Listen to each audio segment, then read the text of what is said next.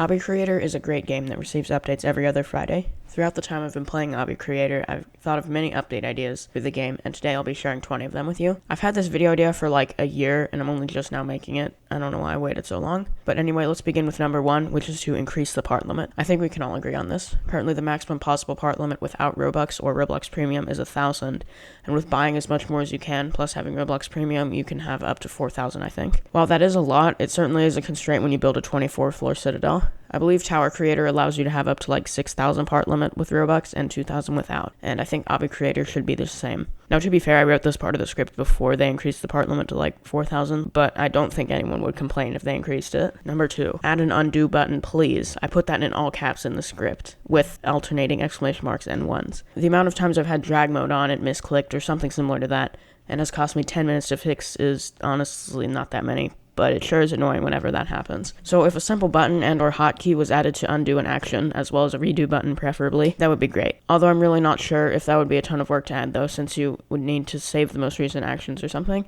But I do know it's possible, since Welcome to Bloxburg and probably several other games too have undo buttons in their building systems. Number 3, add more stuff that's in the JTOH tower building kit. So that would include things like X pushers, hanging platforms, wobbly platforms, etc. This, I believe, would allow for much more creativity and variety with client objects. If these were added, they should also have customizability in the properties frame, such as length of the rope for hanging platforms. Number 4, add the ability to weld parts. This could further increase the possibility of client objects. If you don't know, when you weld multiple parts together, they will always stay the same distance away from each other, whether they are actually touching or not. One example of a use of welds would be to have a push box with a platform welded to it. You would have to push the push box to a certain position in order to get the platform attached to it to the right position, which would allow you to progress. Number 5, add more customizability to buttons. The buttons in Obby Creator are pretty good, but there are still a lot of features I think could be added to improve them. The first feature should be the ability to make a single button both activate and deactivate objects. The only way to do that currently is by using 2 different buttons. Also, you should be able to change the exact properties you want when you press the button.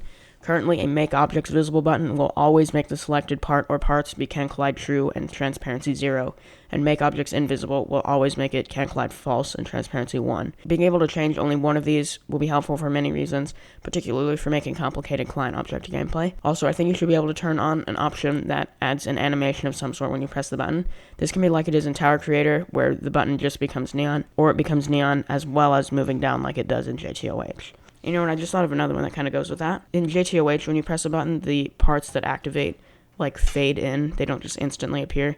There should be, like, a toggle for that. Number 6 is show the obby name when you load in an obby you didn't make. For some reason, the sign with the name of the obby isn't there if you load in an obby via Obby ID. Bro, I typed this on my phone, so the autocorrect made it be a capital O every time, because I typed Obby Creator so many times, which I capitalized because that's a proper noun. But obby by itself isn't a proper noun. I don't see any reason why this should be the case. It isn't that bad, but it is a little annoying when I'm recording requested obbies videos. For our second requested obby, we're going to be playing this obby that I don't know the name of it, because I still don't know why it doesn't show it right here when you load it in. Number 7, add the ability to create unions. In Roblox Studio, you can create something called a union, which is kind of like merging parts together. This could help save parts in Obby Creator, as well as make certain detailing much easier. As an example of what I mean by that is a broken bridge. In Roblox Studio, you can use negative parts to cut a positive part, cut being in quotes, and so that can help make a broken bridge and many similar things. So that is why unions would be very helpful in Obby Creator. Number 8 is being able to change multiple settings with a single advanced tools part. Using multiple advanced tools parts is usually okay, but not if you need to change like 10 different effects at once. If you do that, the game won't be able to change them that fast. I imagine that this wouldn't be the case if you had the option to change multiple effects with one advanced tools part, but then again, I'm not entirely sure. Number 9 is to add more customizability to character models. They work okay as is, but adding the ability to position them however you would like would be good. Also, I think it would be cool if you could create a custom character model without it needing to be the avatar of an existing Roblox account. That way, you wouldn't have to make an alt account or something if you want to make an NPC in your obby, which will always look the same. Because if you made it like your own avatar, if you change your avatar, and then it will change it in the game. Number 10, a nice quality of life update feature could be the ability to change what type of part a pre-existing object is. This way, if you place a normal part but later decide you want it to be a button, which I have had that happen many times, you could change it in a few clicks rather than deleting the part entirely and replacing it with one that is actually a button. Number 11, be able to link way more objects to buttons. The current limit is 30, and while that usually works fine, if you want to make a long button speedrun section, it becomes a problem. I do understand that the limit of 30 is meant to reduce lag, but I think the solution to this would be to be able to add a different type of button, which you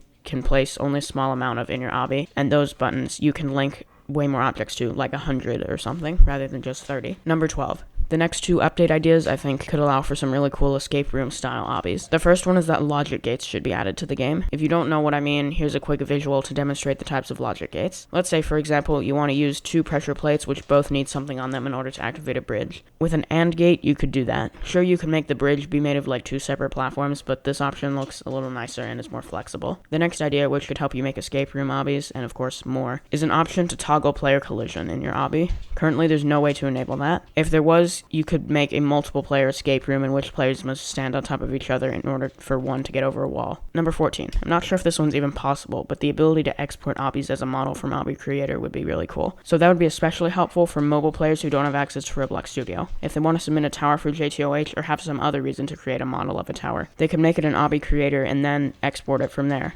Again, though, I'm not sure if it's even possible. So if it's not, how sad. Okay, this next one may be a bit much, but number 15 is the ability to control the camera to make cutscenes and two-dimensional parkour would be really cool and add a ton of new possibilities to Obby Creator. Some examples of this being used in JTOH are in Steeple of Pumpkin Panic and Steeple of Cosmic Terror, both from the Halloween 2020 event. I don't feel like getting footage of that, so haha. Basically, Steeple of Pumpkin Panic changed the camera a little bit and made it stay in one place on the rotating cube at the end. Steeple of Cosmic Terror used a two-dimensional section. And as for cutscenes, there's one in Tower of Hot Chocolate Fury from the Christmas 2020 event, which I actually do have footage of. Yes! What did it just do? Oh, something's happening. And let's see what happens. The final battle is currently in preparation. Number 16. Many cutscenes in games have text to read while you watch them, so being able to display text as UI along with other options besides signs could add some great customizability to the game. In the Exploring Zone 5 video, I came across a billboard GUI, I think that's what it's called, used to tell me something rather than a normal sign. So that's another example of different ways to display text. Number 17. I recently started working on a tower in Roblox Studio that I'm planning to submit to potentially be in JTOH. While I was reading the tower building rules in the JTOH Discord, I noticed that something they have a link to is some plugins for Roblox Studio that one of the JTOH builders uses. In a recent Obby Creator update, they added plugins, so I think adding the two that were there to that list would be like a great start. Well, I guess it already started, but like two more, I guess. And those would be a rotation randomizer plugin and a gradient maker. They would simply be a nice quality of life feature. Number 18. When you try to use push boxes and moving platforms, it doesn't really work because the player needs to be standing near it for it to update properly. Please fix. I mean, maybe it's like an anti-lag system or something, which is a valid reason not to. But if not, then this would allow for more creative pushbox sections. Number 19. This next idea is kind of like a 2-in-1 idea, so that it's exactly 20 ideas, but they do go together.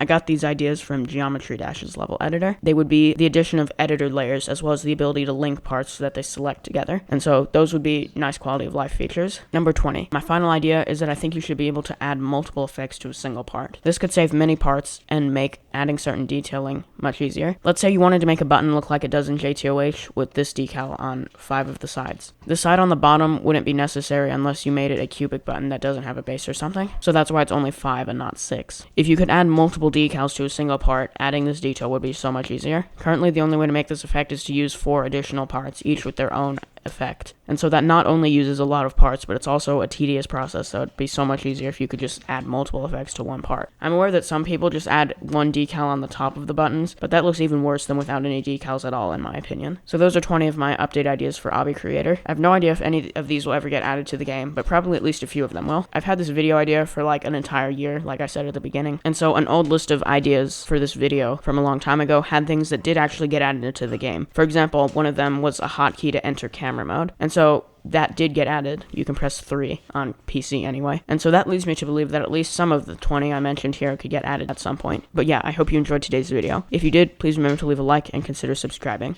Also, feel free to comment any update ideas of your own. And also, tomorrow at 12 p.m. US Central Time, I'll be premiering the final Tower of Among Us video, where I'll play the whole tower start to finish. So I'll see you in that video, and have a great day.